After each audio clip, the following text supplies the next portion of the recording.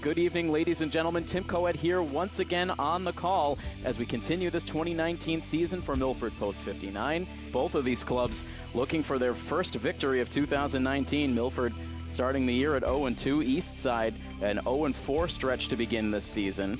And so, again, for Eastside, we will take a quick look at their record so far in the season. We mentioned it, 0-4. They started off the season with an 18-4 loss at the hands of Maine South. From there, it was a 5-2 loss at home against Cherry Valley, then a loss on the road, 12-2 against Sturbridge, and then a 9-1 loss against Sturbridge as well. So that was a doubleheader for Eastside and Sturbridge yesterday to drop Post 201 to 0-4 on the year. So it has been a rough start. Pitching and offense has not been there. They have been outscored. Eastside has 44-9 in their first 4 games of the season. So we'll see if those struggles continue, or for Milford, they will continue to see their offensive woes continue. Something's got to give with these two teams here tonight. And with that, we will move right on to today's starting lineups. And those starting lineups look like this. We will begin with the lineup for Eastside Post 201. Leading it off is the center fielder, A.J. Papandrea. The starting pitcher, Eric Martinez, bats second, with Andrew Pepper, the third baseman, batting third. Christopher Sweeney is the first baseman batting cleanup, with Griffin Dupree, the shortstop, batting fifth. Batting sixth and catching is Zach Girardi, with Mason Segalis, the left fielder, batting seventh. Batting eighth and playing right field is Anthony Petroni, and batting ninth, playing second base, is Matthew Nuzalilo. And for Milford Post 59, the starting lineup looks like this. Matt Shaver leads it off, playing second base today. Chris Brunt in at shortstop, bats second, with Sam Parker, the left fielder, batting third. The catcher, Danny Johnson, bats cleanup, with Justin Metcalf playing right field and batting fifth. Batting sixth is today's starting pitcher, Alex Gunfriday, with Jack Tempesta in at first base, batting seventh. Sean Ryan is your third baseman, batting eighth, and in the ninth spot, playing center field, is Lucas Basile, as Alex Gunfriday is ready to toss in the first pitch of the game. Into the windup and the pitch. And it is in for a called strike one.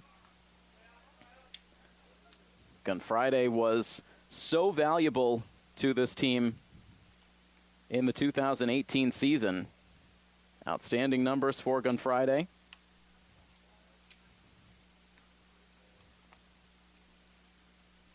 One ball, one strike pitch coming up. And it's waved at and missed. A.J. Papandrea, the lone representative on this Eastside roster from Wachusett Regional High School, a player that last year was part of the Wachusett Post 42 team, which unfortunately is no longer in existence after the unfortunate circumstances of last year forced the team to forfeit their remaining games, now serving a couple-of-year ban from zone play. But Papandrea catching on with this Eastside group, now about to see a 2-2 offering, and it just misses. Johnson held it there an extra beat, but the umpire not wavering, and the count now runs full to Papandrea with Eric Martinez and Andrew Pepper to follow. Here is the 3-2 pitch, and it's swung on and missed for strike three. So Papandrea goes down for the first strikeout of the ball game. And Gunfriday working very quickly out of the gates here on the pitcher's mound. That was something that we saw yesterday out of the relief pitcher for Maine South that sparkled on the mound, Jake Ford. Worked very quickly and efficiently, shutting down the Milford bats through the middle and late innings as his offense went to work, chipping away, and eventually took the lead. So Gunfriday looking to bring a nice brisk pace to help out his defenders. It's a 1-ball, no-strike count on Eric Martinez. The Eastside starting pitcher in the lineup, batting on the left side, and watches that pitch drop in for a called strike. Defensively for Post 59, it is Danny Johnson behind the plate, Sean Ryan at third, Chris Brunt at short, Matt Shaver at second, and Jack Tempesta at first. Left to right in the outfield, Sam Parker, Lucas Basile, and Justin Metcalf. Here's the 1-1 pitch now, and that's low for ball two.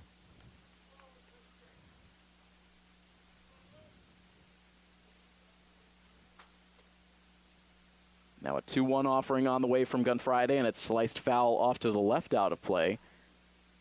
Some light fluffy clouds overhead, but still plenty of blue sky and sun splashing across the field here as we are just now past the hour of 7 o'clock in the evening.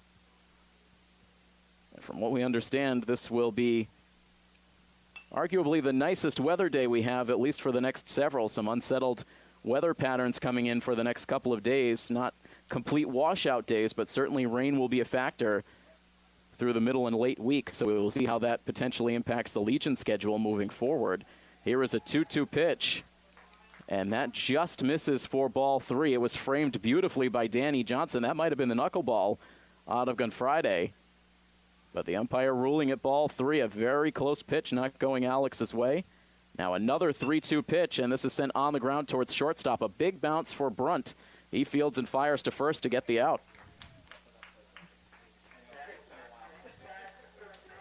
2 up and 2 down in the top half of the first inning, and that leaves it up to the third baseman, Andrew Pepper.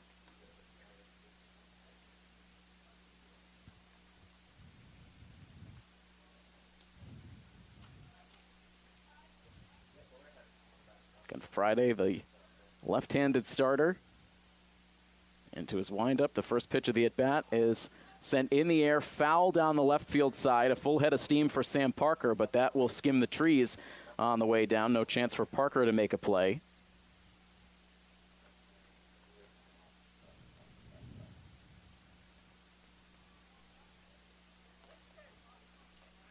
No balls and 1 strike with the bases empty and 2 outs in this top half of the first inning. The next pitch, that misses inside and grazed the uniform of Andrew Pepper just barely.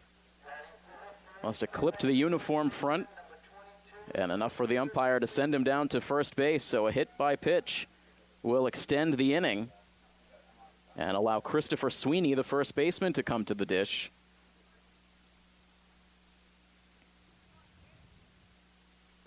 And the pitch misses outside for ball 1. Eastside in red uniform tops with black highlights on the side, gray uniform pants. Milford in their full home whites look. We saw the retro blue jerseys yesterday. Today, using the full home whites for the first time. And as always, when Milford loses a game, it is typically the uniform's fault, and you see a different uniform the next day. Meanwhile, it is now a 3-ball no-strike count on Sweeney. So the hit by pitch, and now all of a sudden Gunfriday pitching with a runner on, trying to find his command again. And the 3-0 pitch is a fastball sent in there for strike 1.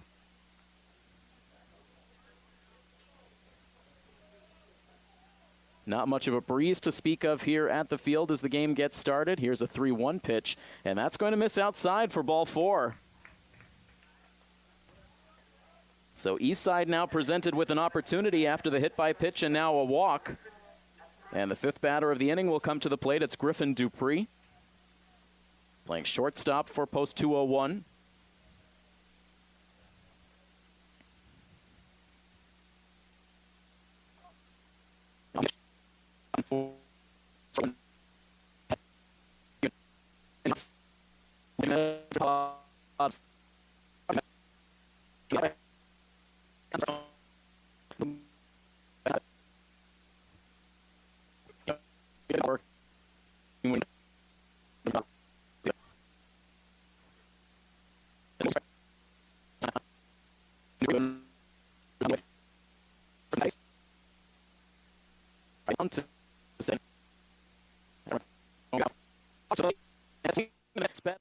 Dupree gets his 2nd strikeout of the inning, and that is all for the top half of the first. Eastside strands a pair.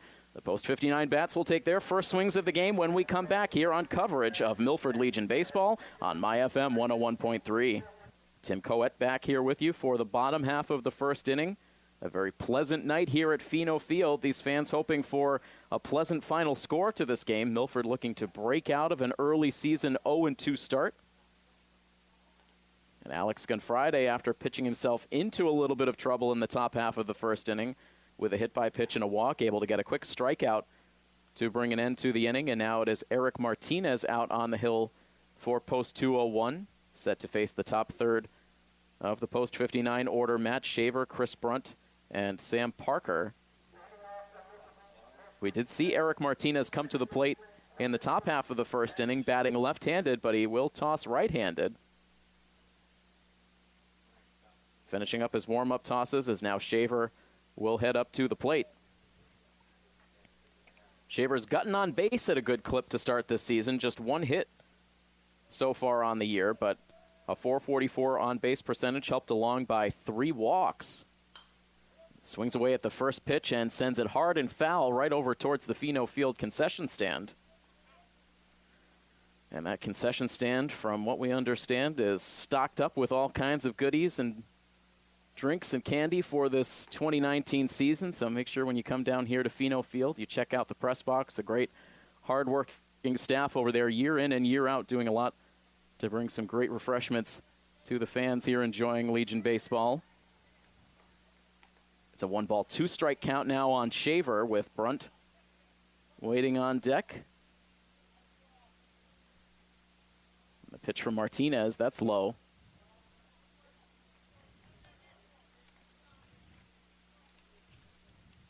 Matt Shaver yesterday walking in 3 of his 5 plate appearances. Here's the 2-2 pitch. And a tough take, a close pitch, but a little bit low for ball 3. So full count now on Shaver. Back into the windup goes Martinez. Here's the payoff pitch, and it's lifted out to shallow right center field. That's going to drop down for a base hit, fielded by Papandrea.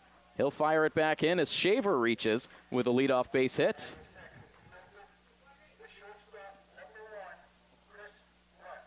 So Milford gets their leadoff runner on.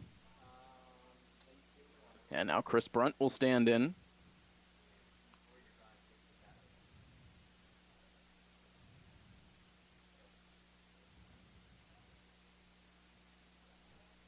Brunt playing in his first game yesterday after he and his Hopedale teammate Sean Ryan were unavailable for the Saturday game due to Hopedale's appearance in the Division IV Central Sectional Final. Hopedale unfortunately coming up short in that game.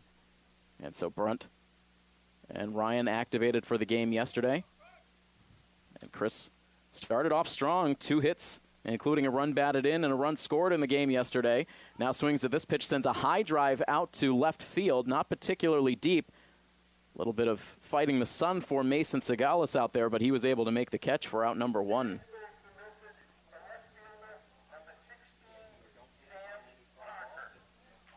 And so 1 out now. Shaver remains at first base for Sam Parker.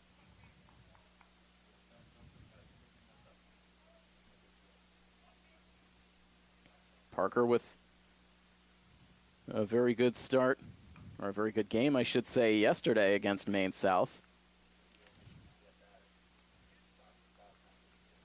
Ended up going 2 for 3, had a single, a double. He also walked, and he drove in 2 runs.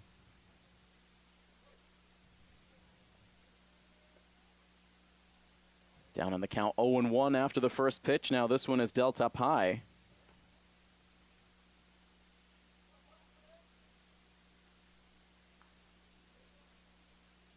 Shaver gets the signs from Coach DeVito across the way in the third base coach's box. Now creeps out to a lead. Here's the pitch. That comes inside on Parker. Skips away right to the edge of the dirt around home plate. No advance for Shaver.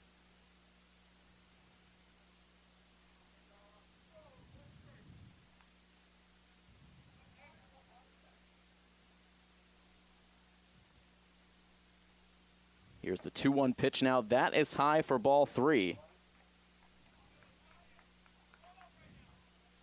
So Parker looking for a pitch he can drive here on the 3-1 count. Milford trying to get something going early.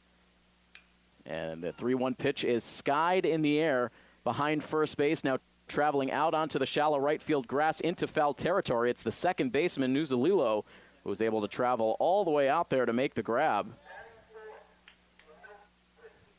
And so Parker aggressively swinging there, couldn't quite handle it, ended up with a pop-up. It's hauled in by Matthew Nuzalilo for out number 2.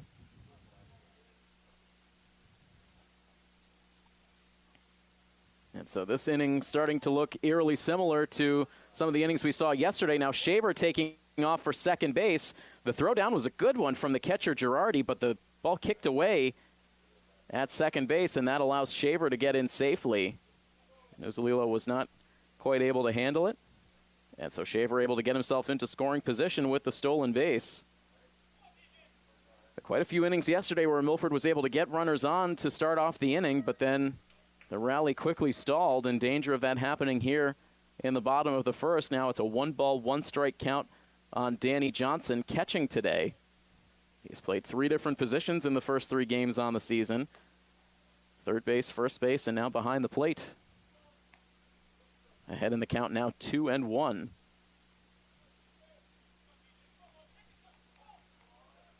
Shaver now walking out to a lead at second base, has Nuzalilo creeping in from second as the pitch is yanked outside for ball 3.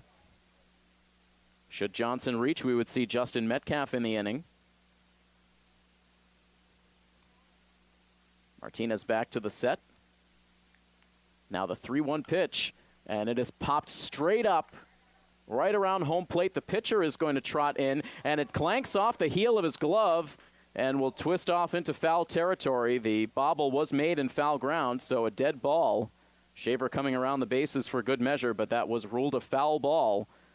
And so an opportunity for Eric Martinez to squeeze that to end the inning, but couldn't make the play. May have been better off leaving that for his catcher. And right now, Coach DeVito has come up the third base line to argue with the home plate umpire that should have been a fair ball. Coach DeVito right now gesturing towards the spot on the field where he felt the pitcher was when he fielded that ball inside fair territory. And it does not look like, based on the body language from the home plate umpire, that the ruling is going to change. But Coach DeVito continuing to argue his point, and now it looks like we will at least get the 2 umpires together to confer on the call. As we mentioned, Shaver did come all the way around from second base to touch home plate, so if they do reverse this call and say it was a fair ball, then it could be a run on the board. But they do say it is indeed a foul ball after the conference between the 2 umps, so we will continue with the count 3 balls and 2 strikes on Johnson. Shaver returns to second base. Of course, Johnson did not run down to first base, but all immaterial at this point. Now a 3-2 pitch, a bouncer sent down the third base line. They ruled that a foul ball. That one was close. Just barely sneaking into foul territory as it went over the third base bag, apparently. It looked like it hopped down in fair territory just prior to the bag. But the home plate umpire demonstratively calling that a foul ball, and so again we will reset. Another payoff pitch upcoming. Instead, Martinez spins off the rubber, throws down to second, where Shaver gets back standing up.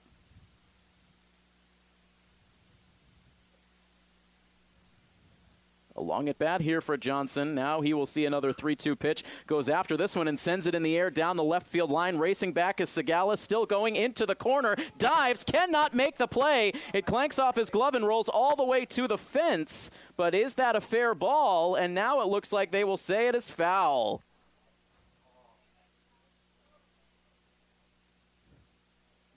So not once, not twice, but 3 times we see a ball almost come down in fair territory in succession. All 3 ruled foul balls, and we will reset once again. Segales nearly came up with a phenomenal catch out there in the left field corner, but apparently just outside the chalk line. And another 3-2 pitch here, and this one is low for ball 4. And finally, Danny Johnson will head down to first base after quite an eventful at bat.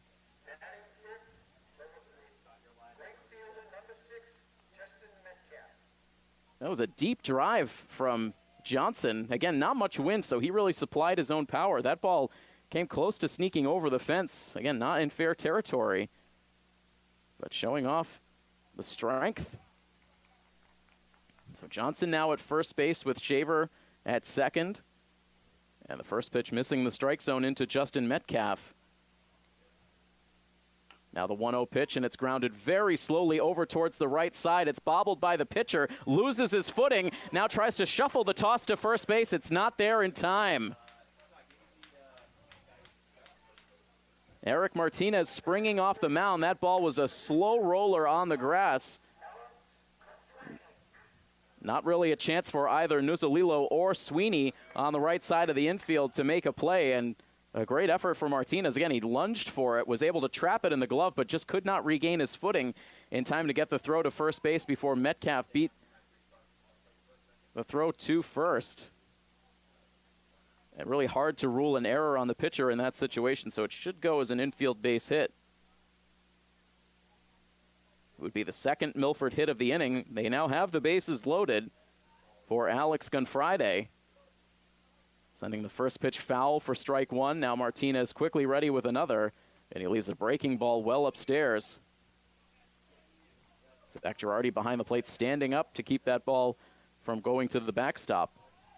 1-1 the count. And the pitch outside for ball two. A Milford runner at every base. Shaver at third, Johnson at second, Metcalf at first. 2 away in the bottom of the first inning. And the 2-1 offering is sent hard on the ground right to the second baseman, Nuzolilo. He will throw to first base. The throw a little offline, but Sweeney able to hang on and maintain contact with the bag for the out that ends the inning. And once again, a bases-loaded opportunity goes by the boards for post 59. 1 inning of play in the books here from Fino Field, where it is scoreless between post 59 and Eastside post 201 here on your home for Milford Legion Baseball, My FM 101.3. An eventful bottom half of the first inning, more chances for post 59, and unfortunately, more runners stranded on base. That's been the story of the first 2 games. We talked about it in the Milford Hardwood pregame show. 19 runners stranded through the first 2 games, and already 3 runners stranded through just 1 inning of play here today. Milford loading the bases. Matt Shaver with a single, Danny Johnson with a walk, Justin Metcalf with an infield base hit in that first inning, but Alex Gunfriday, a ground out to end the frame with no runs crossing the plate. And Gunfriday now back out on the hill, set to face batters 6, 7, and 8 in the Eastside order. And a swing and a miss from Zach Girardi, the catcher, as we get this frame started.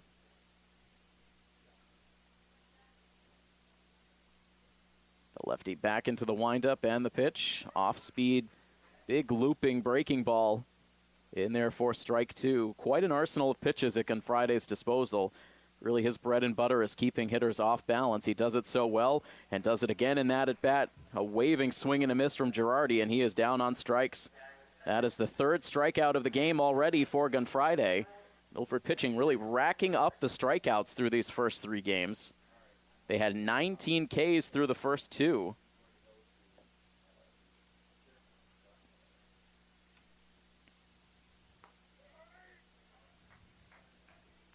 And that included, I believe I shortchanged them a strikeout when I was recapping yesterday's game during our pregame show. It was 14 strikeouts in total in the game yesterday. 8 for Metcalf, 2 for Tempesta, and 4 for Kazarian. But unfortunately, walks were also a problem for Milford in the game yesterday, so something Gunfriday will try to clean up this evening. He did walk 1 in the first inning. A 1-ball, 1-strike count now on the number 7 hitter, Mason Sagales. And now takes a look at a called strike 2. Sagales nearly making the play of the young season so far with a diving effort into foul ground in left field. The ball just hitting off of his glove. Now in on the hands, he's able to ground that ball right over to the Eastside third base coach, who fires it back into play. The count remains 1 ball and 2 strikes with 1 out and the bases empty. Gunfriday's next pitch is swung on and missed. Back-to-back strikeouts. Gunfriday has K'd the last 3 straight hitters. And that sends us down to the number 8 hitter in the Eastside lineup, Anthony Petroni. Right-handed batter facing the left-handed tossing Alex Gunfriday. Swings away at the first pitch and loops it foul out of play.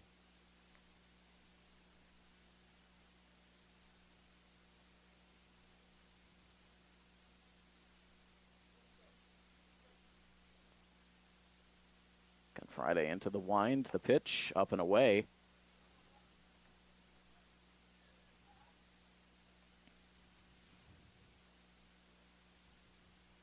One ball and 1 strike, 2 outs, and the base is clear, and the pitch hugs the outside part of the plate for a called strike 2. And Gunfriday continues to work with great efficiency. Here is his 1-2 pitch, and it just misses high. Gunfriday tossed 61 2/3 innings during the high school year. Had a 7-3 record. Here's his 2-2 pitch, and that misses high for ball 3. Ended the season with a 2.61 ERA. Struck out 85 batters, only walked 25, and gets another strikeout here in this game on the 3-2 pitch. Ends up striking out the side in order in the second inning. So Gunfriday locked in through these early innings. We head on to the home half of inning number 2 next. It is a scoreless game between Milford and Eastside here on MyFM 101.3. Before we get into the bottom half of the second inning, let's take a quick look at some of the final scores from around Zone 4 through yesterday's action. All of these games taking place on Father's Day yesterday. Sturbridge with that doubleheader sweep against Eastside, a 12-2 victory in Game 1, and then came back to defeat Eastside 9-1 in Game number 2. It was a 13-3 win in Game 1 of a doubleheader sweep for Northbridge against North County, then a 17-9 win in Game number 2. And the other game on the docket yesterday was Milford versus Maine South, a 7-4 win for Maine South, post 341. Jack Tempesta now leading off the home half of the second inning for post 59. Jumps quickly ahead in the count against Eric Martinez, 2 balls and no strikes. Now swings away at the 2-0 pitch and grounds it foul down the third base line, and a barehanded pick by Coach DeVito. These third base coaches have been flashing some good defense here early on. Both fielding their position well. Here's the 2-1 offering, and Tempesta late on the cut, and the count evens at 2. Tempesta looking for his first hit on the young season. Hitless in his first 3 at-bats.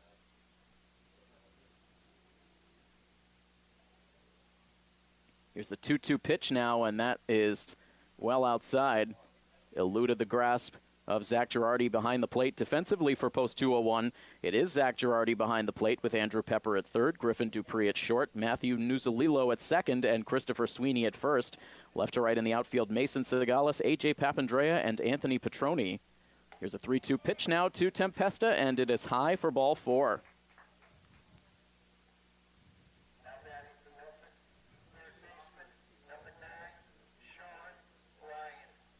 So that is the second walk now allowed by Eric Martinez.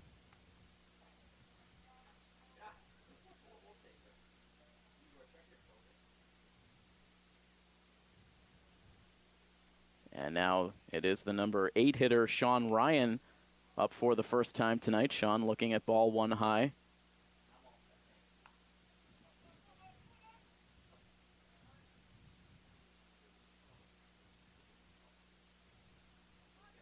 Now Ryan showing bunt, drops it down the first base line, a slow roller, and a good play from Martinez to get out towards the first base line, field, and throw around the runner in time to get the out at first base. But a good sacrifice for Sean Ryan pushes Tempesta into scoring position.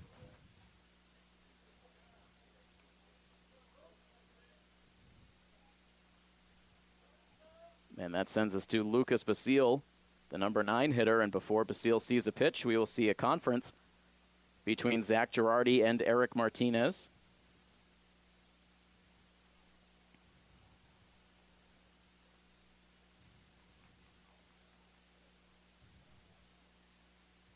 The catcher now returns back to behind the dish.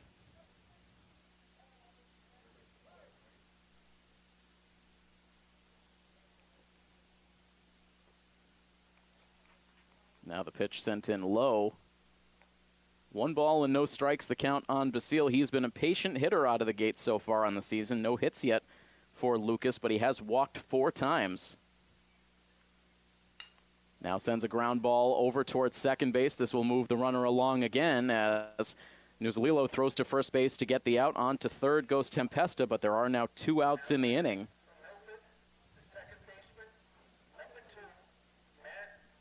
And we'll see if Shaver can drive in this runner from third base.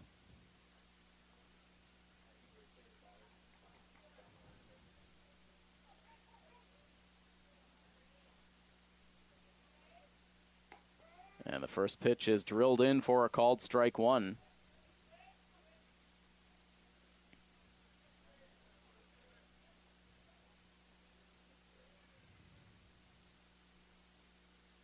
The next pitch fired in, that misses away. Far outside, that sent Girardi lunging over towards the left side batter's box, but he was able to hang on to it. 1 ball and 1 strike, 2 outs, and a Milford runner leading away from third. The next pitch is sent foul. That skips just over the backstop and avoids the press box windows.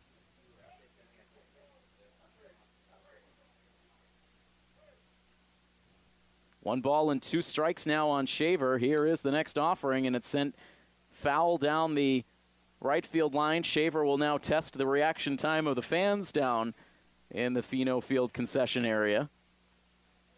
Everyone managed to avoid getting the brunt of that foul ball. It stays a 1-2 count. Martinez winds and fires, and this ball sent down the third base line, kicks into foul territory. Tempesta hustling down the line, but he will trot back to third base as Shaver continues to foul off pitches, looking for one he can handle here.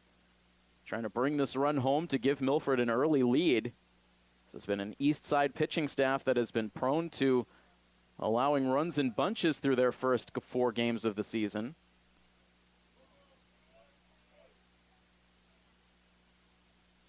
Martinez ready with another 1-2 pitch, and he sends it outside.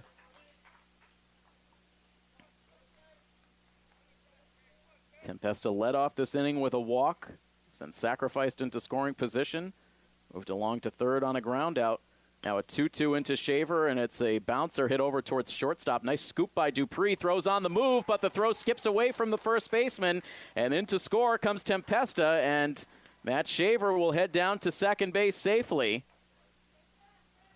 And so a really nice play on the front end from Griffin Dupree as he charged in on that ball, made a nice fielding play, but tried for the off-balance throw to first base, skipped it in low. It got past Christopher Sweeney.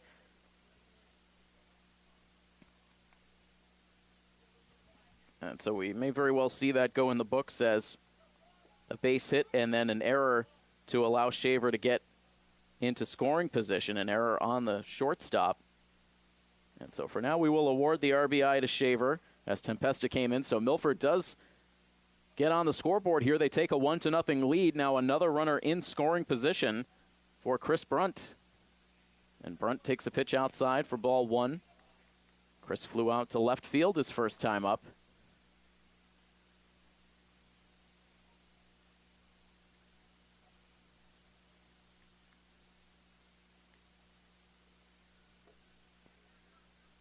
Pitch misses away, and quickly now it is a 3-ball and no strike count. And check that, it is a 2-ball no strike count.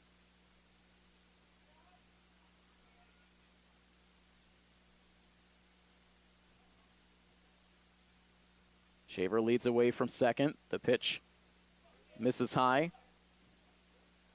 And so that will be ball 4, so a little miscommunication there. Looked like the umpire was initially holding up 2 fingers on that last pitch, but it is indeed a 4-pitch walk to Chris Brunt, so he will trot down to first base. There is the 3rd walk now allowed by Eric Martinez.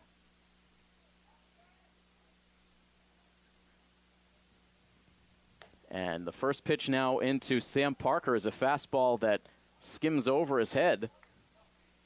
Parker ducking out of the way. Opportunity here for Sam. He popped out and foul ground to the second baseman back in the first inning. Actually sent that ball down the right field line into foul territory, but Nuzalilo able to make the long run to grab it. A 1-1 count now on Parker. Here's the next pitch, a breaking ball. Looked like it came out of the hand awkwardly of Martinez, stayed outside. And it's a 2-ball, 1 strike count now to Parker.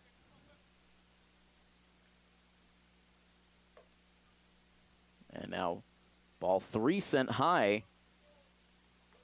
Martinez still working quickly out there, but command becoming an issue. Behind now 3-1 to Parker. Here's the next pitch, and Parker rips it down the right field line, but foul. It's the second time we've seen Parker go after a 3-1 pitch. This time he was much more on it, but sent it foul down the right field line. Full count now. Runners get a head start as the pitch misses high, skips off the glove of Girardi. But it is ball 4 to Parker. Did not glance away far enough for the runners to try to advance further. So Shaver moves up to third base, Brunt down to second, and Parker to first on the second consecutive walk allowed by Martinez. He's now walked 4. And another bases loaded chance for Milford. We'll see if they can get the monkey off their backs here with Danny Johnson at the plate. Johnson with that eventful at bat last inning. With first the pop-up that bounced out of the glove of the pitcher that had Milford arguing that it was fielded in fair territory. Then a pitch later, a near fair ball hit to the third baseman, ruled foul, and then a high drive down the left field line.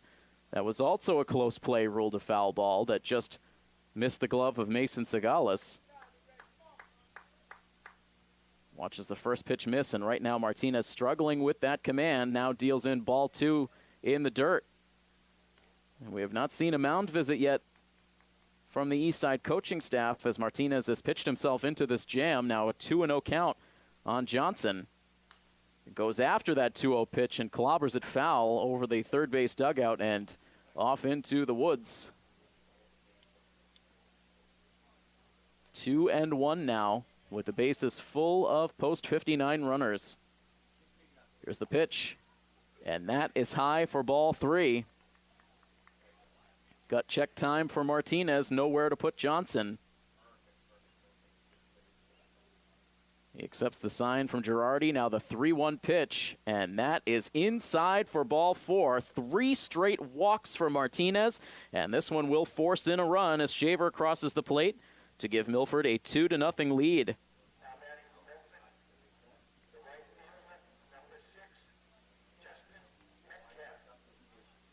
And an opportunity for post 59 here to jump on the scoreboard, put a crooked number up there with this bases loaded chance, already grabbing 2 runs in this inning. 1 on the base hit and throwing error with Matt Shaver at the plate, and now a bases loaded walk. Justin Metcalf now with a ground ball. That's going to sneak through the left side for a base hit. In to score comes Brunt. Here comes Parker digging around from second base. He will score. And the throw skips away as it comes in towards the plate. That will allow the trail runners to move up. 2 RBIs on the base hit for Justin Metcalf, so there is a big hit for post 59, and it allows Milford to take a 4-0 lead.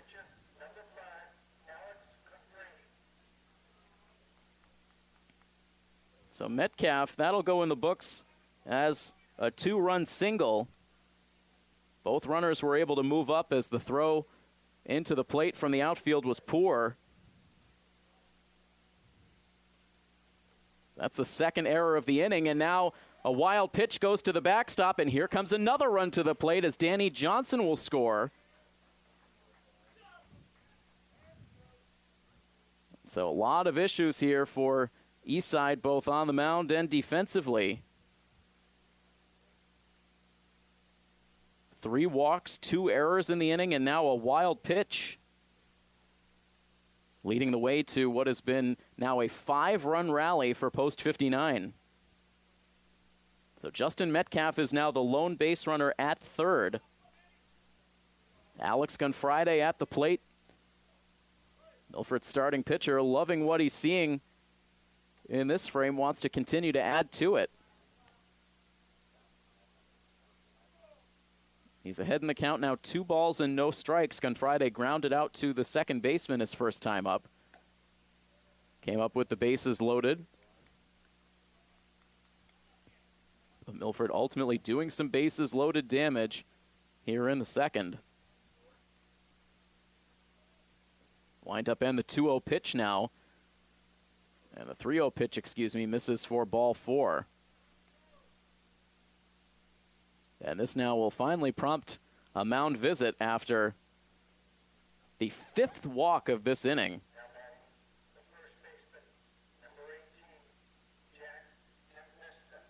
Eric Martinez walking 4 out of the last 5 batters with the Metcalf 2-run single mixed in between. And so Milford batting around in the inning. Jack Tempesta, who started this inning with a walk himself, will now come to the plate with runners at the corners.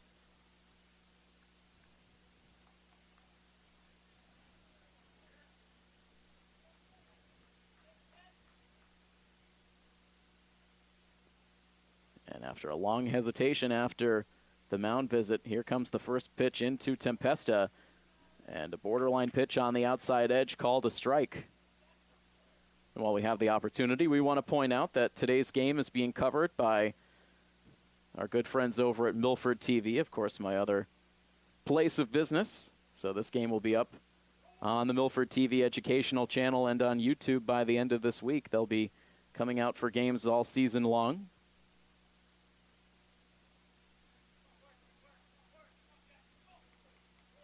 An 0-2 count now on Jack Tempesta. As Eric Martinez sets, here is his pitch, and it stays high. Tempesta doesn't chase.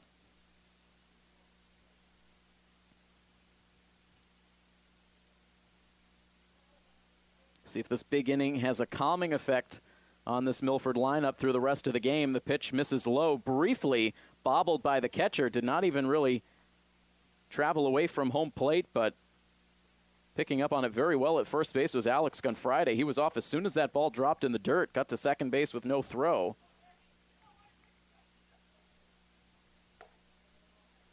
And now the pitch misses into Tempesta, and a 3-ball, 2-strike count.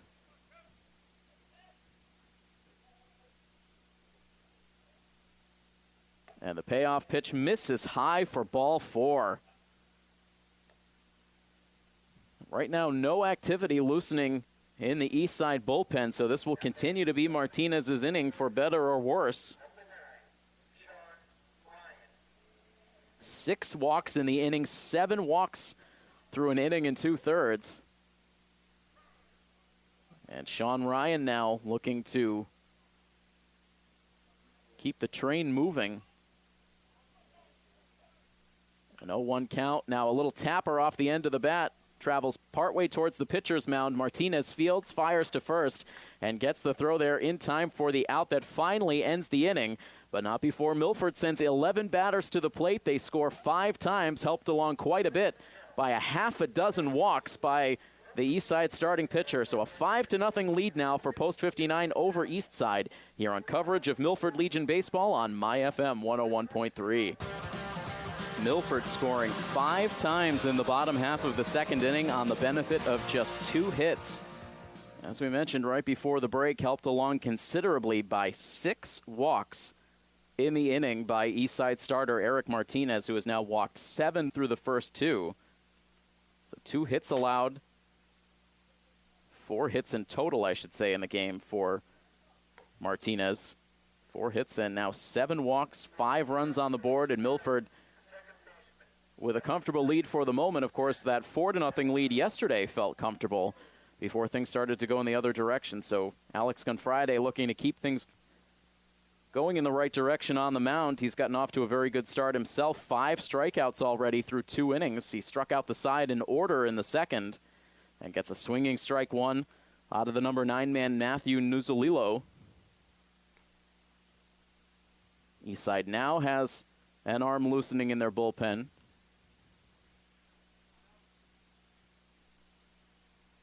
A 1-ball, 1-strike count. Here is the next pitch, and it's swung on and missed for strike 2. That bounced in and out of Danny Johnson's glove.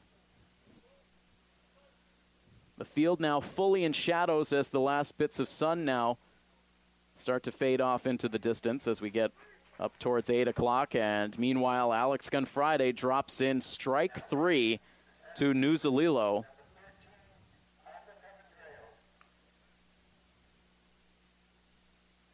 And right now it is 5 consecutive strikeouts for Gunfriday.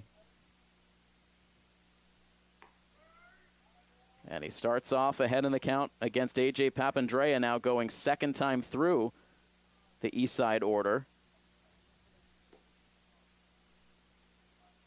1 ball and 1 strike now the count. Papandrea, another one of those strikeout victims.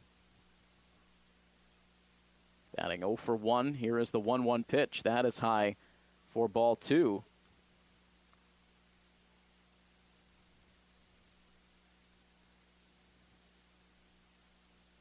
Two 1 pitch coming up. That hugs the outside corner. And it's a 2-ball, 2-strike count.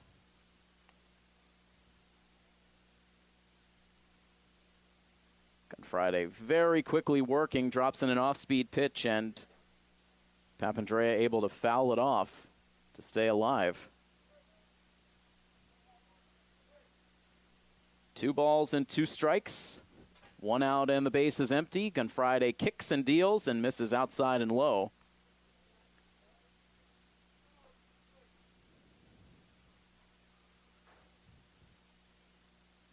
Another pitch upcoming from Gunfriday, and that just misses outside.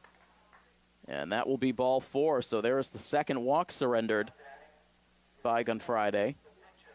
Good patience for Papandrea after falling behind early in that at bat. So he breaks up the strikeout string for Gunfriday at 5 consecutive.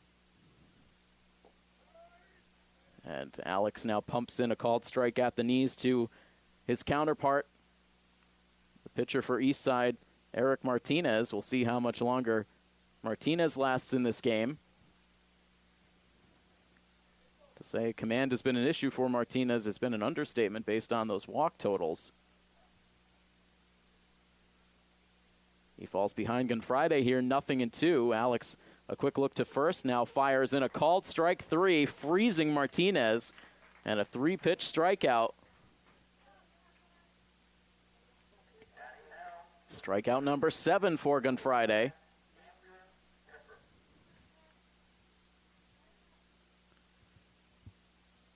And now here is Andrew Pepper, the number 3 hitter in the Eastside order, bringing up Eastside's meat of the order. And our meat of the order is brought to you by Cedar Hill Farm, offering grass and corn-fed prepackaged meats with no hormones or antibiotics added. The meat of the order brought to you by Cedar Hill Farm. And Pepper able to send a sinking line drive out to shallow left center field. That drops in for a base hit. So there is the first hit of the game for post 201. It comes with 2 outs here in the 3rd inning. And that will place runners at first and second base. Now for the cleanup man, Christopher Sweeney, who walked against Gunfriday his first time up.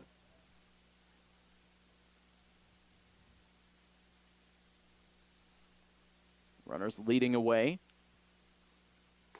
as Gunfriday fires in strike 1.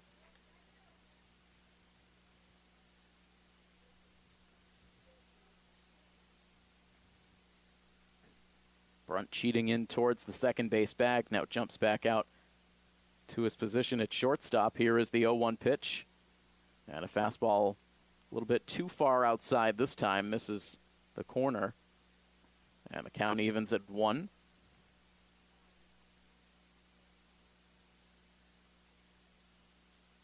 Righty batter sets up in tight in the batter's box. And now another close pitch. That one not going Gunfriday's way. Bit of a head scratcher as the count now goes to 2-1.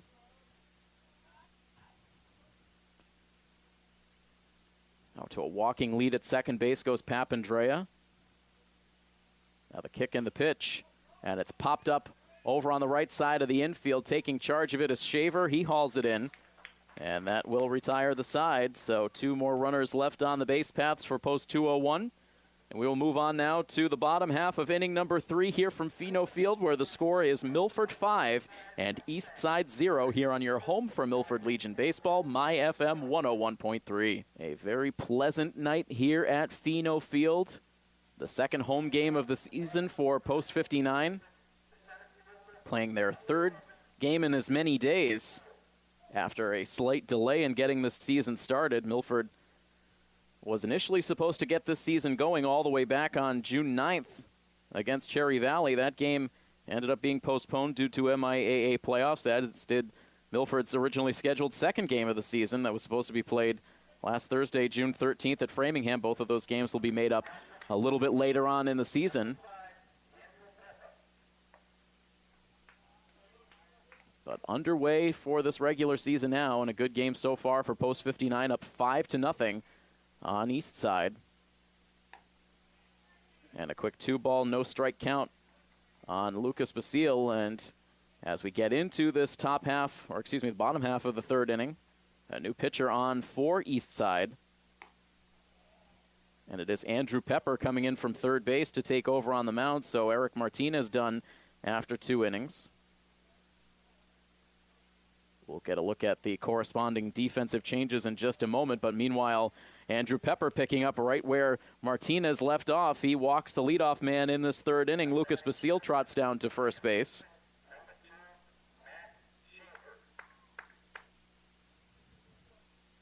And that turns the lineup over once again. Shaver up now for the third time in as many innings.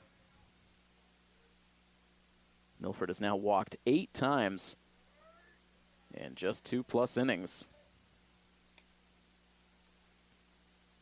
Pepper able to fire in a first pitch strike to Matt Shaver. Matt, a good start to this game himself. 2 for 2, a pair of singles. He has a stolen base, an RBI, and a run scored. Now a quick toss over to first base. A sidearm flip by Pepper. The runner gets back safely.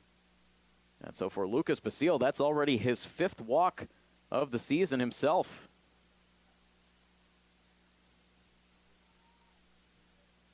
Here comes the 0-1 pitch. The runner does take off. The pitch is high. The throw down nearly hits the umpire and bounces around that second base bag. Basile in safely.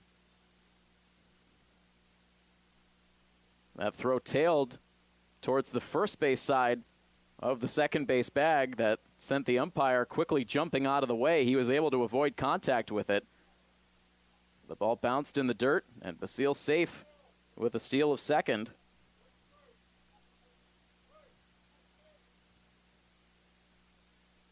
And now the 1-1 pitch, and that misses outside. So this is a sidearm delivery out of Andrew Pepper. Falling behind Shaver now 2-1. Sort of that Frisbee-style toss to the plate, and now misses with another pitch to bring the count to 3 balls and 1 strike. With Chris Brunt waiting on deck, here's the next pitch, and this is sent in the air out to left field, but perfectly placed was Mason Segalas to make the catch. And for the first time all night, Shaver retired. That holds Basile at second, with now Chris Brunt coming to the plate.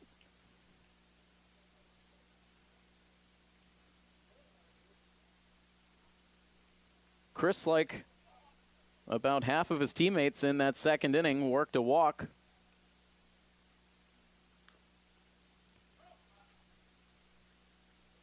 Officially 0 for 1 in the game. He flew out to left field back in the first.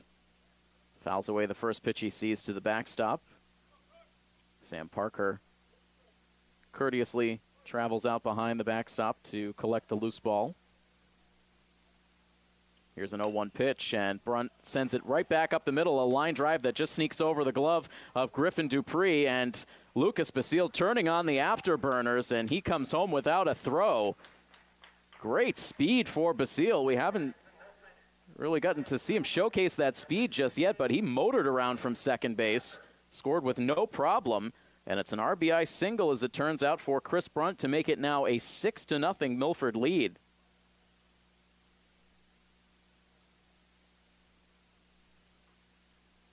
That pitch just sliced off the bat of Brunt. A leaping attempt for Griffin Dupree at shortstop, but it went over his glove.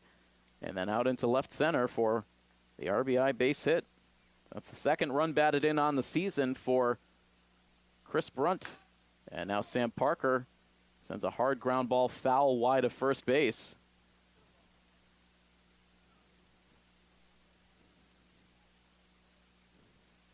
No balls and 1 strike.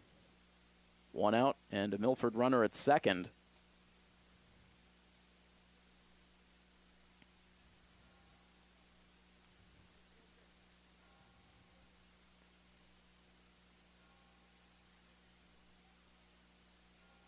And new baseballs being put back in play before we continue. Parker, meanwhile, on the day.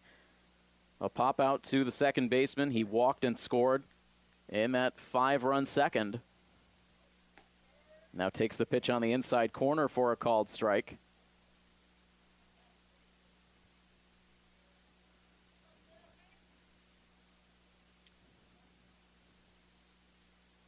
Wind up and the pitch, and it misses away.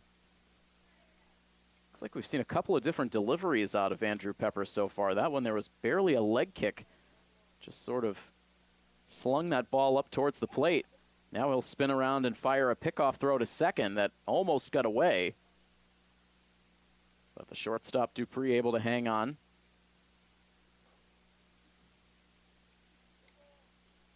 Eastside finished last season with 7 victories on the year, going 7-17, finishing in 10th place in the zone standings outside of the playoff picture.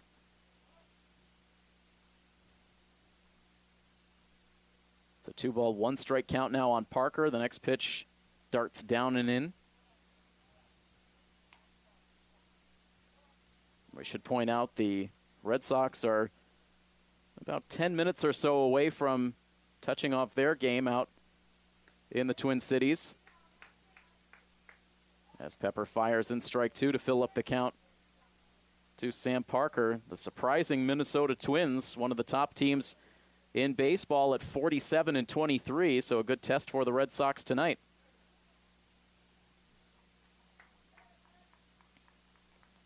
So we will send you to that game in progress as soon as we wrap up here at Fino Field tonight. The pitching matchup in that one, Rick Porcello for the Sox and Jose Berrios for the Twins. Still a 3-2 count on Parker. Another payoff pitch and a swing and a miss. Got a fastball past Parker. It's just the first strikeout for Eastside pitching in the game. Brings about the second out of the inning.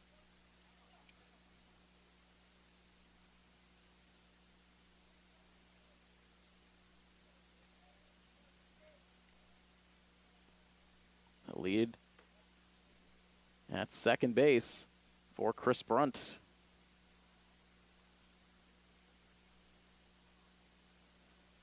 The pitch misses for ball 1. Johnson without an official plate appearance in this game. He's walked twice and now will continue that stretch as he is hit by a pitch. He has worn quite a few on this young season.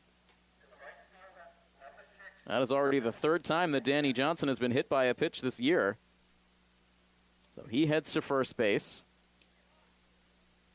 Runners at first and second now for Justin Metcalf, who sent a 2-run single out to left field in his last at bat. Starts off ahead in the count, 1-0. Now taps a foul down the third base line, out of play.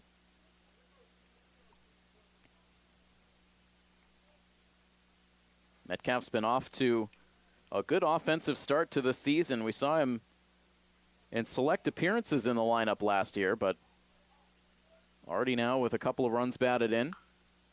Now another hard ground ball hit wide of third base.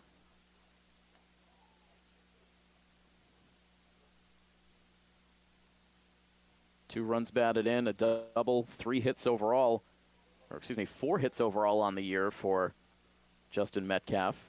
About to see a 1-2 pitch now, and he lifts it foul. That will make it just over the first base bleachers. And it stays a 1-ball, 2-strike count. Some long innings at the plate for Milford over the last couple. They have 1 run on the scoreboard to show for it so far in this inning as Metcalf now swings and misses. They send the throw down to third base, but that strikeout was the 3rd out of the inning. Finally now Eastside gets the memo, so that will retire the side. Just the one run crosses the plate for Post 59. They now take a 6-0 lead over Eastside Post 201 here on your home for Milford Legion Baseball, MyFM 101.3. Once again, we welcome you inside Fino Field. Tim Coed here with you on the call of Milford Legion Baseball on MyFM 101.3.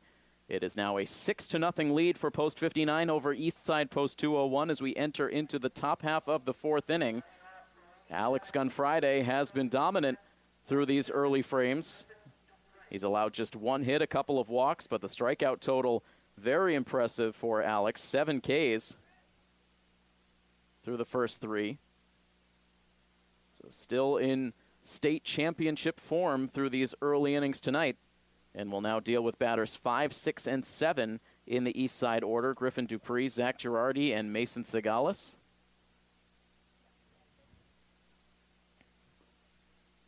And the first pitch drops down in the dirt for ball 1. It's been a couple of long waits for Gunfriday in between these last 2 innings.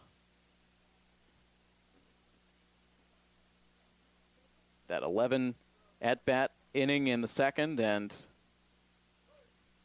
despite only 5 batters coming to the plate last frame, a long duration inning with 1 run crossing the plate.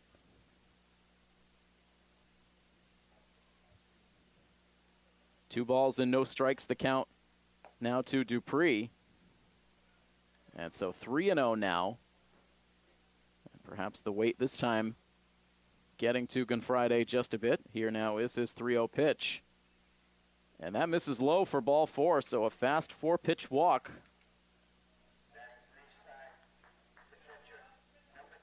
And not at all what these Milford fans want to see. This is exactly where the game started to go awry yesterday, and it was walks that opened the door.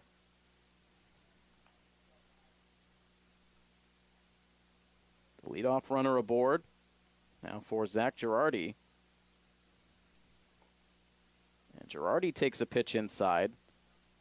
That again might have been the knuckler for Gunfriday, as it initially had Girardi ducking out of the way. He almost ducked right into the ball.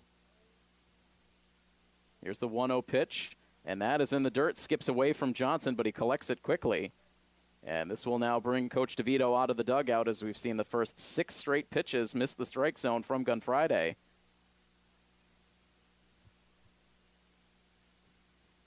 And while we have a quick break in the action,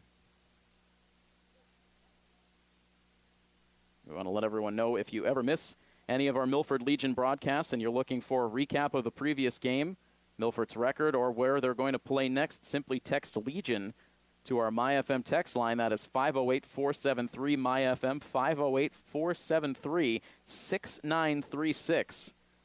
The MyFM text line is brought to you by the Dean College School of Continuing Studies. Visit dean.com/SCS to check out Dean's upcoming courses and pre-college programs today. After the coach's visit breaks up, Gunfriday able to fire in a called strike to bring the count to 2-1 against Girardi, who struck out swinging against Gunfriday in the second. A close pitch ruled low by the umpire. That had the Milford bench voicing their disagreement. And now the 3-1 pitch. That is in for a called strike 2.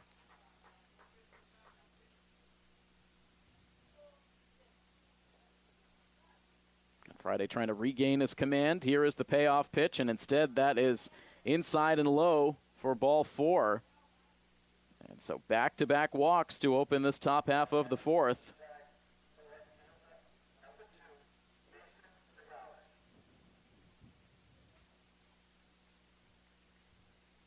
This is going to have some of the Milford fans squirming in their seats. Last thing they want to see is another 4th inning rally for the opposition. And a half-hearted swing and a miss now for Segalis as he starts his at-bat. About halfway through that swing, he changed his mind, but the bat carried through the zone. And so this time, Gunfriday able to start off ahead.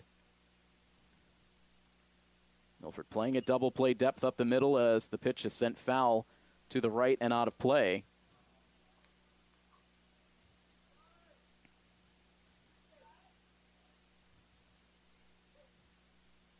Sagales also 0 for 1 with a K.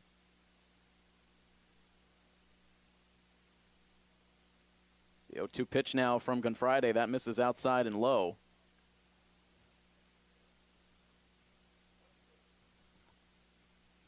A 1-ball, 2-strike count. Eastside runners leading away from first and second. And the kick and the pitch. It drops in a little bit too low. And it looks like we're going to quickly see some activity stirring out of the Milford dugout.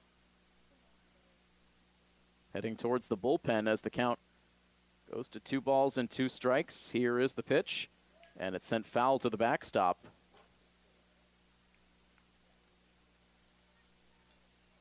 Dominic DiCarlo, it looks like he is going to start to loosen. One of the few players we have not yet seen that has been available on the Milford roster. But first, another 2-2 pitch from Gunfriday, and it's high for ball 3.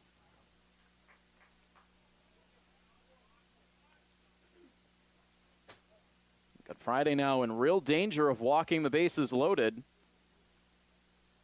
Dupree away from second, Girardi away from first. And now the payoff pitch to Sagales is a line drive sent out to shallow center field. That's going to drop in for a base hit. Dupree didn't get a great read on it at second base. He started to backpedal towards the bag. So he will now advance to third base and hold there. And so a single now after the consecutive walks, and Eastside now with the bases loaded and nobody out. So an opportunity now for post 201 to jump right back into this game. They now have their number 8 hitter coming up, Anthony Petroni. So a very different trip through this lower part of the lineup the second time around. Batters 5 through 9 all struck out in succession against Alex Gunfriday the first time up. Now we've seen so far a pair of walks and a single. And a called strike 1 into Petroni. A kick and the pitch, and that misses on the outside corner. Feels like the strike zone has narrowed a bit since the earlier innings.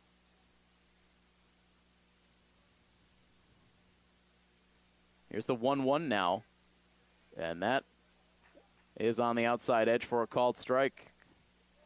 Nearly identical location to the previous pitch. 1 ball, 2 strikes. Gunfriday would love a K. Here comes the pitch, and it's swung on and missed. Petroni down to a knee. Couldn't get a piece of that one, so he strikes out for the second time. Strikeout number 8 for Gunfriday, well timed. It's still just 1 gone in the inning. Runners for Eastside at every base. Now for the number 9 man, Nuzalilo, who shows bunt. Drops it out towards the pitcher. Gunfriday spins around, throws to the plate, and gets it there in time for the out. Outstanding play on the infield from Gunfriday. He pounced on that ball towards the third base side, spun around, and threw a strike to the plate just ahead of the sliding runner. What a play for Gunfriday. So Griffin Dupree out at home. Nuzalilo safe on the fielder's choice. And so it's now runners at the corners for Eastside with, I beg your pardon, bases reloaded now with 2 outs. And the first pitch in now to A.J. Papandrea, misses for ball 1. So it is Girardi, the lead runner at third, Sagales at second, Nuzalilo at first.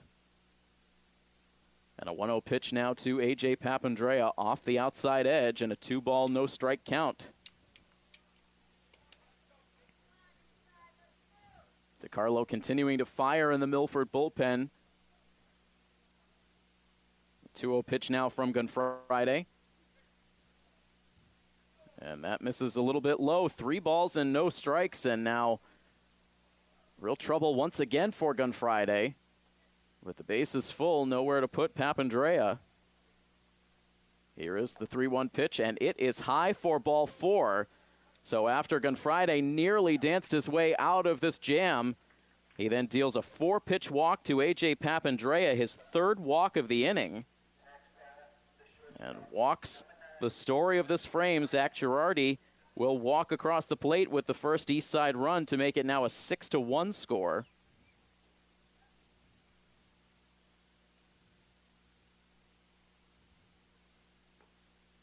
And the base is still loaded now for the number 2 hitter, Eric Martinez. So Martinez remaining in the game, likely a straight swap of positions with Andrew Pepper, who came in from third base to take over on the mound. He starts off with a ball, now sprays a foul to the backstop. Martinez 0 for 2, a ground out and a called strikeout in the third. Just 1 hit so far in this inning for Eastside. As again, Martinez sends it foul to the backstop, and the count now goes to 1-2.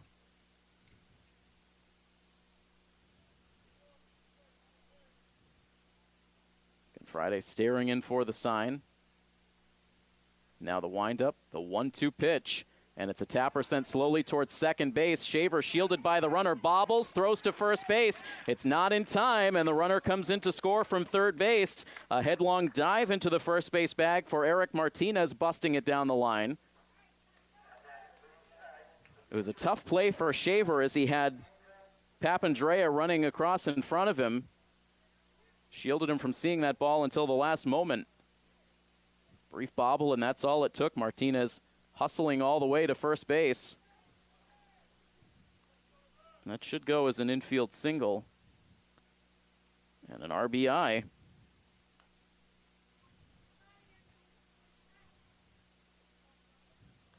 Six to 2 now the score, with a quick no ball, 2-strike count on Andrew Pepper.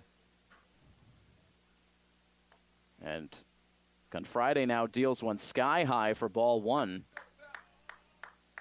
And so almost the exact same thing that we saw from Justin Metcalf yesterday happening to Gunfriday here in this inning. A 1-2 pitch, and again very high. Metcalf dominant through the first 3, then just lost all command. And we've seen that from Gunfriday now here in the 4th inning, just battling, trying to get through. Here's a 2-2 pitch, and it's a pop-up. Out behind the second base bag, Shaver and Brunt come together. It's Matt Shaver who takes charge to make the catch for the out that finally brings an end to the inning, but not before. Gunfriday faces major control issues. He walks 3 batters in the inning, ends up surrendering 2 runs. And so as we head to the home half of the 4th inning, it is now a 6-2 score with Milford in front of Eastside here on My FM 101.3. Alex Gunfriday with a rocky top half of the 4th inning. He walked the first 2 batters, ended up walking 3 in the inning, allowed 2 hits. And 2 runs crossing the plate for Eastside as they're able to start to chip into the Milford lead. Now a 6-2 score as we're now into the bottom half of the 4th inning. It will be batters 6, 7, and 8 due up, so Gunfriday now at the plate to lead off this inning. No chance to take a rest after his most labor-intensive inning of the night. Andrew Pepper back out there on the hill for Eastside. And a quick no ball, 2-strike count on Gunfriday with Tempesta and Ryan to follow.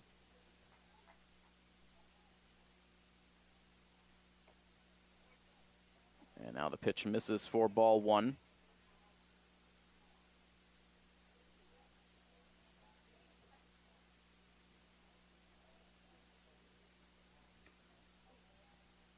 Two and 2 now the count as the pitch misses well outside.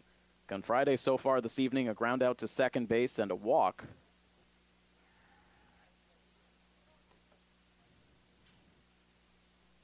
The 2-2 offering is sent foul over the dugouts down the left field line and out of play.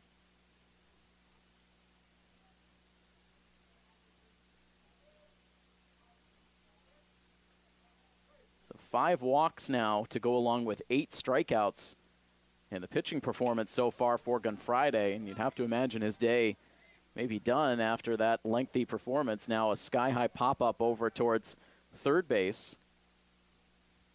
And the catch is made by Eric Martinez.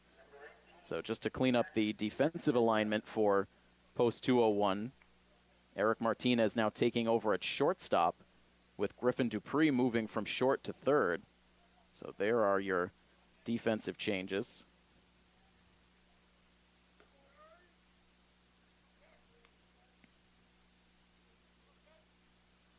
One out and the base is empty in this fourth inning.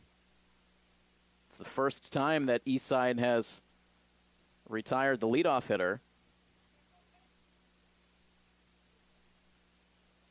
Jack Tempesta at the dish. He's walked twice so far tonight, now up there with a 1-ball, 1-strike count. And now has to back out of the way of a pitch that came up and in.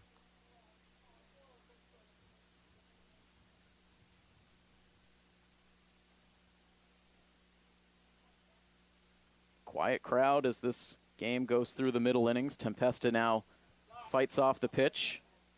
That's going to sneak over the backstop out of play. Takes a bounce off the bleachers as the count evens at 2 balls and 2 strikes.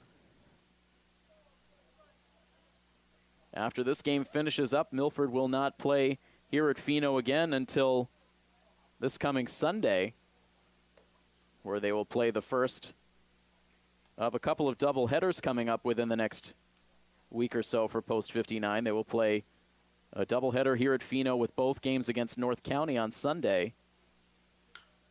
As now the 3-2 pitch into Tempesta is driven in the air out to center field, but Papandrea, a few steps back, is able to make the catch for the second out of the inning. So this is an early look at the road ahead for Post 59, which is brought to you by Harshaw Paving. Filling all your paving needs. Call them today at 1-800-ASPHALT. Sean Ryan at the plate now, and nowhere to go to get out of the way of that pitch. Well, they say it bounced in the dirt first. Coach DeVito motioning that it got Ryan off of the ankle. But it looks like they'll keep Ryan at the plate, saying that pitch bounced in the dirt first, so a 1-ball, no-strike count. So more of that road ahead in a moment. First, the 1-0 pitch, and Ryan lofts it in the air out to right field. Petroni over towards the gap a bit, now back, makes the catch. And that road ahead will have to wait for another inning as Milford is retired 1-2-3 in this bottom half of the fourth inning. We will move on to inning number 5 here at Fino Field next with the score Milford 6 and Eastside 2 here on your home for Milford Legion Baseball, My FM 101.3. Alex Gunfriday's day is done after 4 innings pitched, allowing those 2 runs last inning. Put a slight damper on what was an otherwise very strong performance for the lefty, and now taking over on the mound for Post 59, making his Legion debut. Just finishing up his sophomore year out of Nipmuc Regional High School, it's Dominic DiCarlo.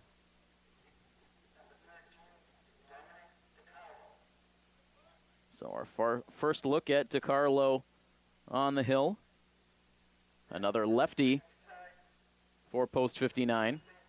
And on the very first pitch, a pop-up foul out of play off the bat of the cleanup hitter for Eastside, Christopher Sweeney. He was the only hitter that did not come to the plate in that 4th inning rally.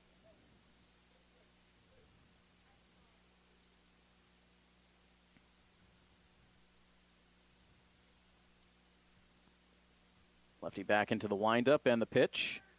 And that is in on the inside corner for strike 2. Looked like Johnson was set up outside. That pitch came in but stayed in the strike zone. And Sweeney's down 0-2. He walked in the first inning and then popped out in the third. Here is the 0-2 pitch. And that misses for ball 1.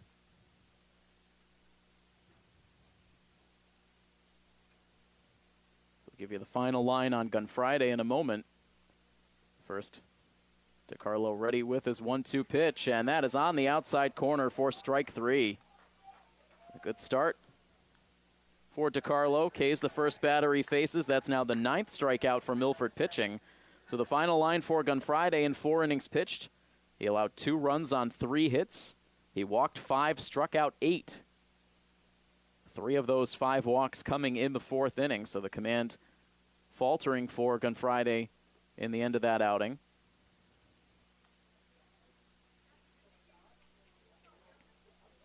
but should be in line to pick up a victory here if Milford can maintain their 6-2 lead. One out deep now in the top of the fifth with Griffin Dupree at the plate.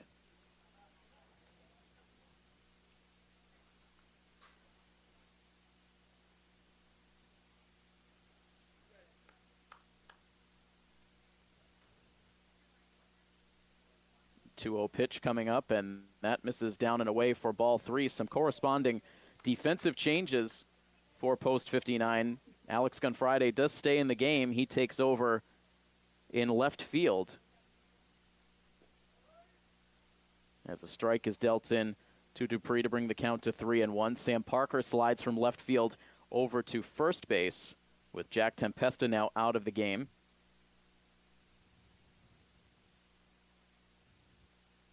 A 3-1 pitch coming up now, and that misses inside for ball four, so another walk for this Milford pitching staff. The first allowed by DiCarlo.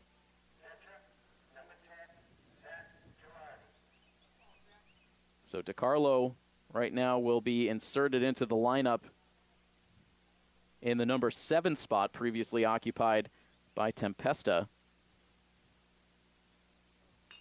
As now this ball is fought off slowly towards shortstop. They'll throw to second base, and just barely they get the out there.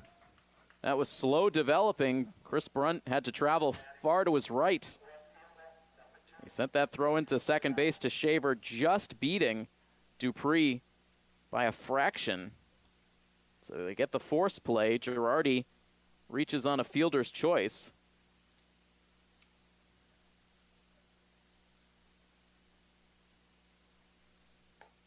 So 2 outs in the inning now for Mason Sagalas, who watches ball one miss high. Girardi is the lone Eastside runner at first base. DiCarlo a hesitation, now fires in and gets a strike.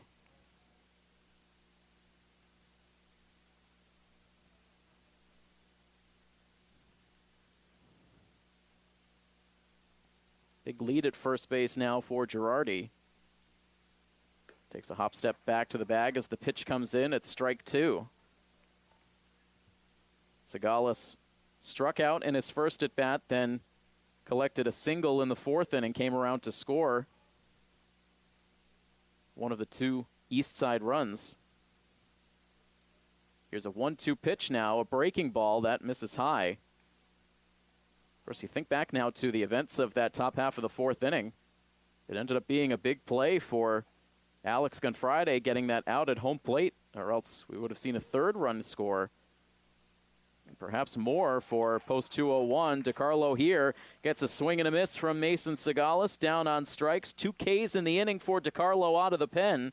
And that concludes things here in the top half of the 5th inning. A runner left on base for Eastside. And we've played 4.5 innings now from Fino Field, where the score remains 6-2 Milford over Eastside, here on your home for Milford Legion Baseball, My FM 101.3. A few traces of sunlight off in the distance here. A beautiful skyline outside of Fino Field here. As always, just a truly beautiful spot to take in a baseball game.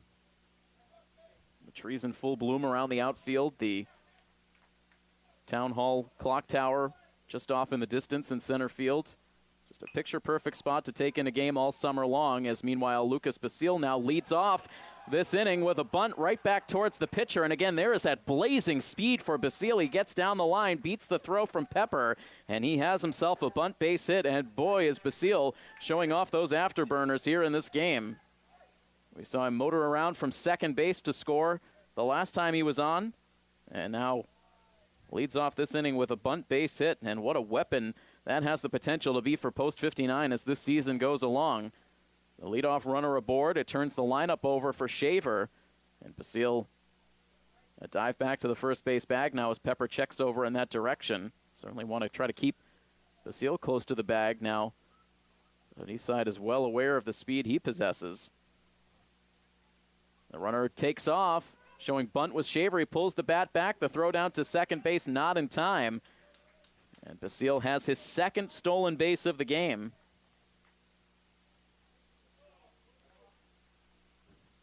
And you think to the days ahead for Post 59 once they have their contingent from Hopkinton. I remember very clearly the kind of speed that Tommy Ambrosoni brought to this lineup last season. Once you have the potential of Ambrosoni and Basile bookending this lineup, you'll have quite a bit of speed. As now this ball is sent on the ground towards third base, snagged on the way by Dupree. The throw to first base is there in time, and meanwhile Basile on the throw able to advance to third base. He waited right until Dupree was ready to release that throw and able to make it from second to third easily. Advances on the 5-3 ground out from Shaver, who is now 2 for 4 on the night. One out in the inning now for Chris Brunt. Chris has been on the bases twice. A walk and a base hit. That hit drove in a run back in the third inning. At the time made it a 6-0 score. It is now 6-2.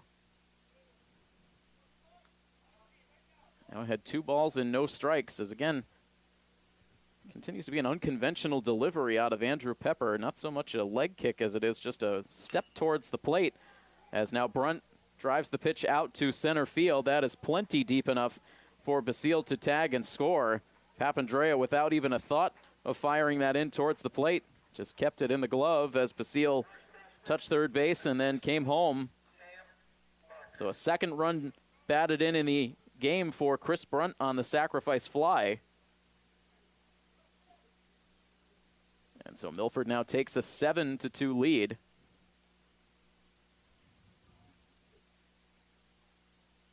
The bases are clear now with 2 outs, and Sam Parker now lifts a foul behind third base towards the third base dugout, where Griffin Dupree is able to make the catch. A fast out for Sam Parker that brings a fast end to this bottom half of the 5th inning. Milford able to grab another run. They take a 7-2 lead on Eastside. On to the 6th inning we go next on this coverage of Milford Legion Baseball here on MyFM 101.3. As we begin the top half of the 6th inning, let's take a look now at the schedule from around Zone 4 for tonight's slate of games. A couple of early games on the schedule around the zone. A 5 o'clock start time for Maine South hosting Northborough at Tivnan Field. That game has gone final, and after a 3-0 start to the season for Maine South, that winning streak snapped at the hands of Northborough post 234. Northborough picking up their first victory of the season, 6-5. So Maine South falls to 3-1. Northborough improves to 1-1 now on the season. It was a 5:30 start for Northbridge as they host Leominster. And all the rest of the games at 7 o'clock or later. We'll tell you the rest of those after this first pitch of the top half of the 6th inning, which is a pop-up. And that travels over the backstop and out of play. Batters 8, 9, and 1 due up for post 201.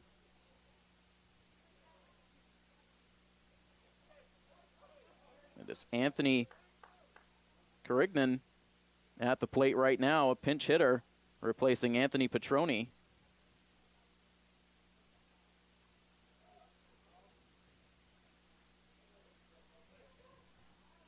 I beg your pardon, Cameron Carignan. Anthony, his middle name. Tapper now sent off the end of the bat to first base, fielded by Sam Parker, and has to use the pitcher to get to the first base bag, and DiCarlo with a good stretch gets there just in time to beat Carignan.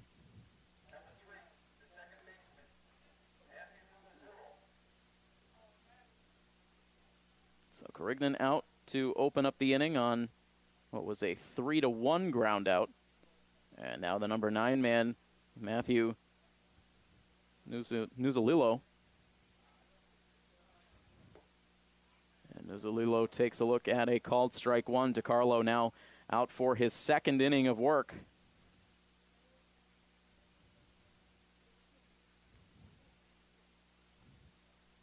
Into his windup, the lefty's pitch, that misses low. So Milford and Eastside, obviously one of those 7 o'clock start times. The other 7 p.m. game, Grafton Hill hosting North County. And then the late game tonight, an 8 o'clock start. So that game just about 40 minutes into progress now. Cherry Valley hosting Sturbridge up at Rochdale Park. As now Matthew Nozzolillo strikes out against DiCarlo. There is his third K since coming into the game. The base is empty now with 2 outs as we will go once again to the top spot in the lineup, A.J. Papandrea. And he'll take a called strike 1 at the knees. So if we happen to catch any other final scores before the end of our broadcast tonight, we will certainly pass those along. An 0-1 pitch now, and that's in for a called strike 2.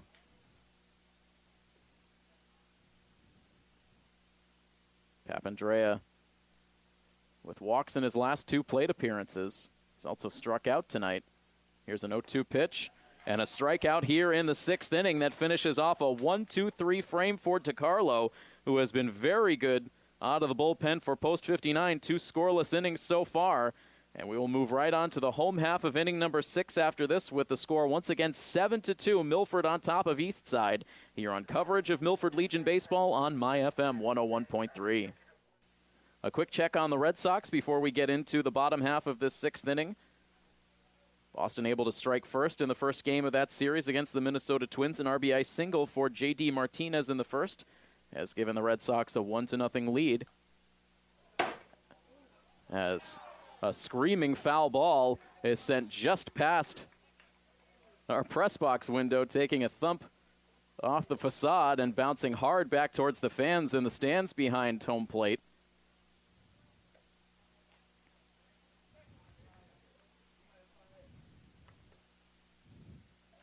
A 1-ball, 1-strike count. That will certainly keep the fans' heads on a swivel as that came back in a hurry. A screaming liner off the bat of Danny Johnson, who leads off the Milford half of this 6th inning. Currently batting now with a 1-ball, 2-strike count. Johnson, Metcalf, and Gunfriday, the 3 batters expected in this inning.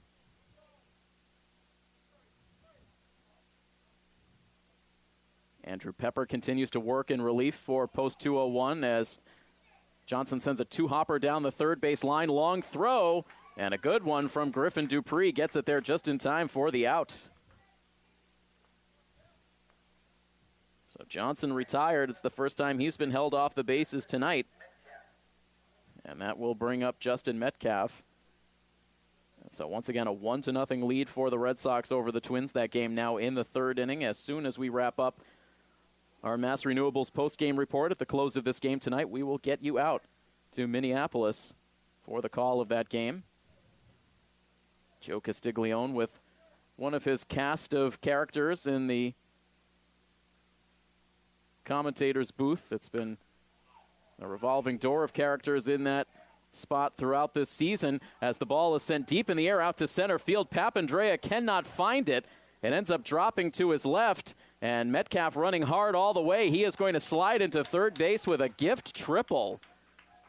Just a high fly ball from Metcalf drifting out to straightaway center field. It was catchable for Papandrea, but he just completely lost sight of the ball. It ended up dropping about 5 feet to his left. And by that point, it was an easy 3-bagger for Justin Metcalf.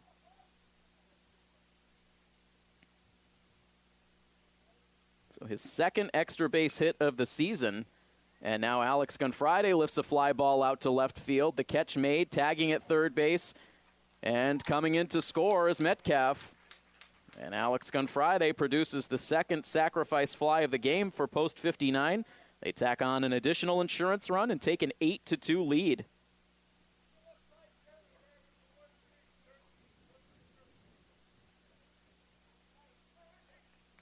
And we'll see a pinch hitter here now in the pitcher's, what has become the pitcher's spot in the lineup. So Dominic DiCarlo's day is done, and it will be Jonathan Rice who will take the at-bat here with 2 outs and the base is empty. So we'll see a new arm out to close this game out in the 7th. Milford does have activity loosening right now. From the look of it, it is Sam Parker. Indeed it is. Jonathan Rice jumping ahead in the count now. 3 balls and no strikes. That last one missing badly outside. The pitch count mounting now for Andrew Pepper, who's pitched 3 2/3 innings of relief.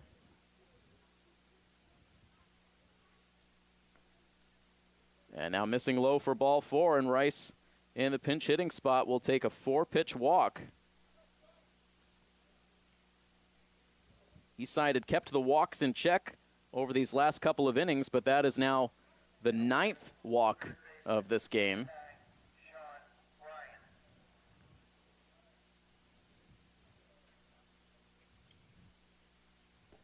Six of those 9 walks came in the same inning back in the second when Milford did the bulk of their offensive damage. An 0-1 count now on Sean Ryan. First to check over at first base. The ball nearly getting away from Christopher Sweeney, but he holds on as Rice dives back into the bag.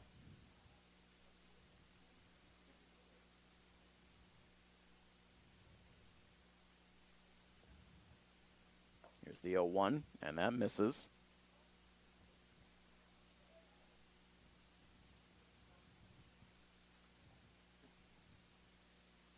One ball and 1 strike. Not much of a lead at first base for Rice as Ryan sends a chopper back up the middle. The shortstop, Martinez, fields it, steps on the second base bag for the out that will retire the side. So Milford does grab 1 additional run on the Gun Friday sacrifice fly. And so they will take a 6-run lead into the 7th inning. We'll see Sam Parker come on to pitch when we switch to the top of the 7th inning. That is next here on coverage of Milford Legion Baseball on MyFM 101.3. As expected, it is Sam Parker out of the Milford bullpen, the 3rd arm utilized for post 59. The first time we've seen Parker in this 2019 season on the hill. And it's been all lefties on the mound for post 59 tonight. Alex Gunfriday going the first 4.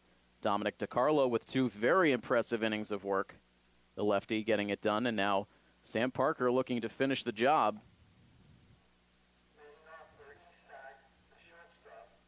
Gunfriday in line to pick up the victory if Parker can close the door here.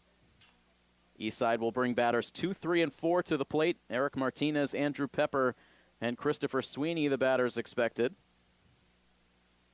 And defensive changes for post 59. Justin Metcalf moves in from right field to take over at first base. And Jonathan Rice, who came into the game as a pinch hitter, now in defensively in right field.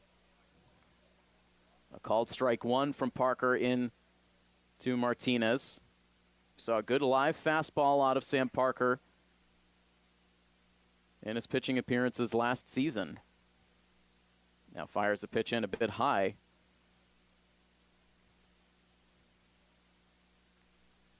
This game rapidly approaching the 2-hour mark. We've seen some long ball games here out of the gates this season. Here's the 1-1. That is down and away. Make sure you stay with us immediately following the conclusion of this game. We will have our Mass Renewables post-game report where we will award our Pepper and Cheney's player of the game. We'll give you a recap of tonight's action. And we'll also let you know the road ahead for post 59. We'll award our Milford Nissan longest drive of the game as well. All of that coming up in our Mass Renewables post-game report right at the close of play here at Fino Field. 2 balls and 2 strikes now the count. And the pitch misses high. And the count runs full to Eric Martinez, who so far tonight has grounded out to shortstop, struck out looking, and then he did beat an infield single down the line to first base his last time up to bring in the second Eastside run. Here's the payoff pitch, and off the end of the bat, Martinez able to foul it just shy of the trees behind the third base dugout.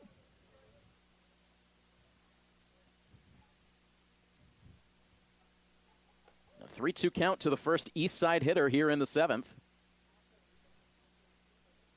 Here's the payoff, and that's in the dirt for ball 4.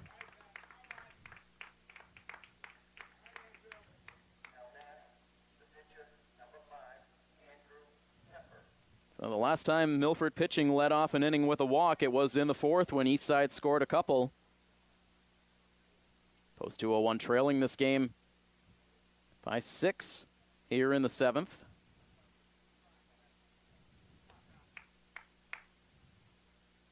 Andrew Pepper now at the dish. He looks at strike one at the knees. A day off for Post 59 tomorrow before they embark on 3 straight games away from Fino Field. They will also have an off day on Thursday as Pepper sends a foul ball that again scoots over the backstop. A near catch made in the stands.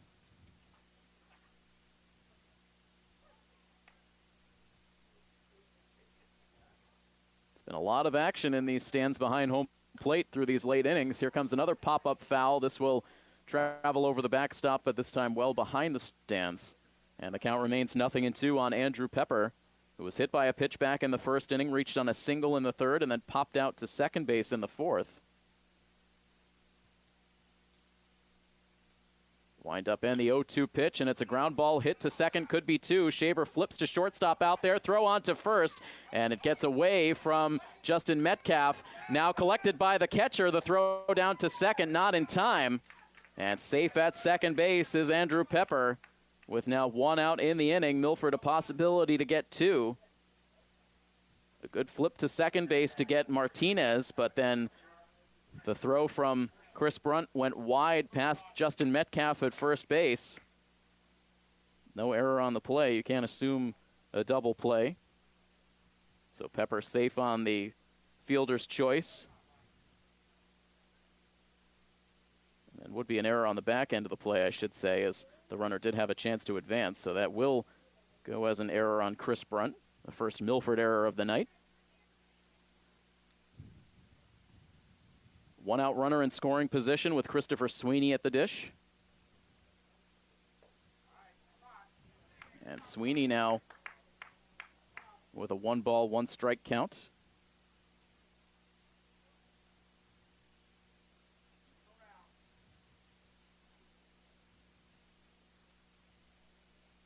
Long set for Parker, now the 1-1. And that misses. 2-1. So Parker trying to get fully comfortable out there on the hill in his first relief appearance.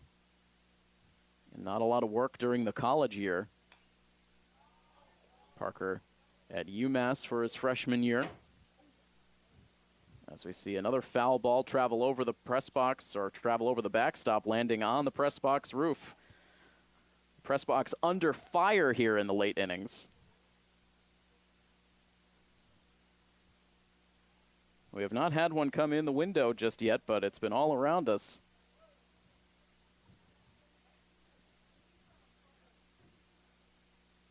And Parker now set for a 2-2 pitch. Drops it in the dirt, held on to by Danny Johnson. And it is a full count now.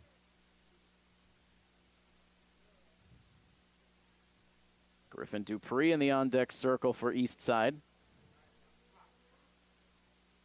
Payoff pitch coming up from Parker, and it's hit on the ground to third base. Waiting for it is Ryan. Looks the runner back to second, now throws to first, but Pepper eventually takes off for third and gets there. So we saw Lucas Basile pull off that play last inning, and now Andrew Pepper does the same, gets to third base, but with 2 outs. Eastside down to their final out, in danger of dropping their 5th straight to start this season.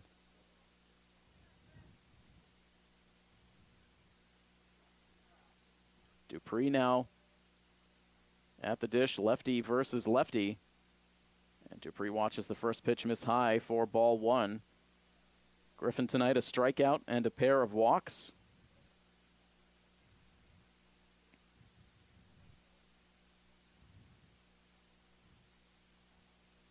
Parker's pitch outside, 2-0. 1 out left to get for Sam Parker. Not a save situation with Milford up by 6. Had DiCarlo come back out, it would have been a save opportunity, as it would have been his 3rd inning. But Parker out there now. His 2-0 pitch is in for strike 1.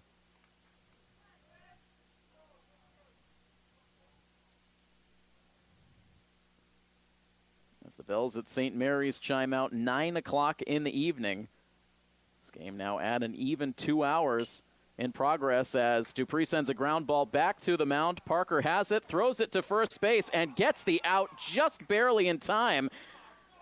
It was a little bit of a slow developing play, just a soft underhand toss for Parker. He gets it to first base just in time for the out that ends the ball game. So no runs allowed by Parker in the frame. It ends up going as a game-ending 1-3 ground out. And the first win of this 2019 season for Post 59 as they defeat Eastside by a final score of 8-2. So Milford improves to 1-2 now on the season. And Eastside, the tough start to their year continues. They are now 0-5 so far here on the 2019 season.